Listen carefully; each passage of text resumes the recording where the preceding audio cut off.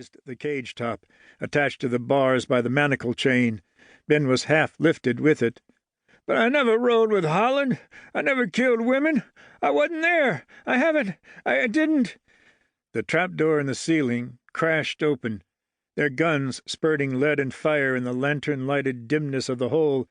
4 men bypassed the ladder and dropped one after the other into the cellar. The man with the whip sprawled against the cottonwood post, 3 bullets in his chest. The 2 men by the cage let go of the top to grab at their own weapons. The invaders didn't hesitate. One hooded man bounced off the wall and slid down between it and the cage when bullets hit him. The other had his sidearm only half drawn when 4 slugs nearly tore him apart. He collapsed across the bars and began to bleed all over the man inside.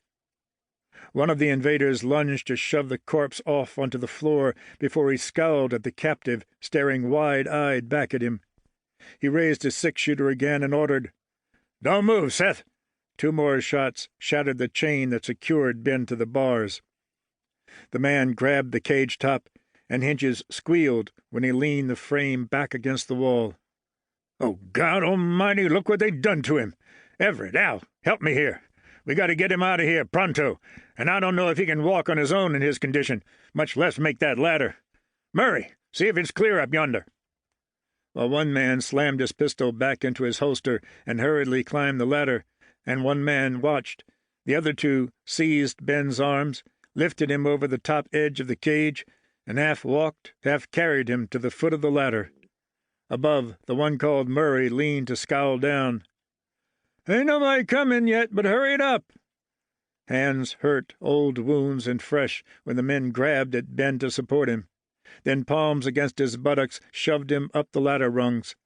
Half-scabbed whip cuts split and bled when Murray seized the broken manacle chains still at the prisoner's wrists, hauled him over the edge and out into a clear, starry, but moonless night. Immediately the others pounded up the ladder to join them.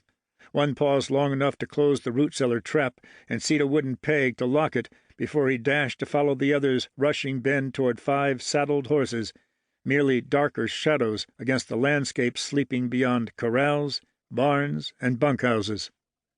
The men lifted Ben onto one of the mounts.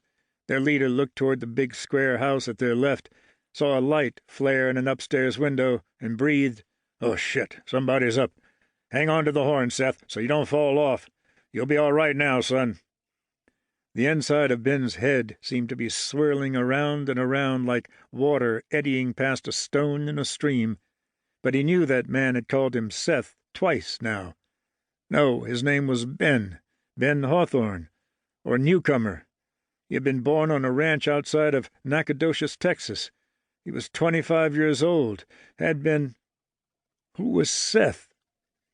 He opened his mouth to ask the question, but the horse under him lunged into an instant gallop when the man beside him slashed at it.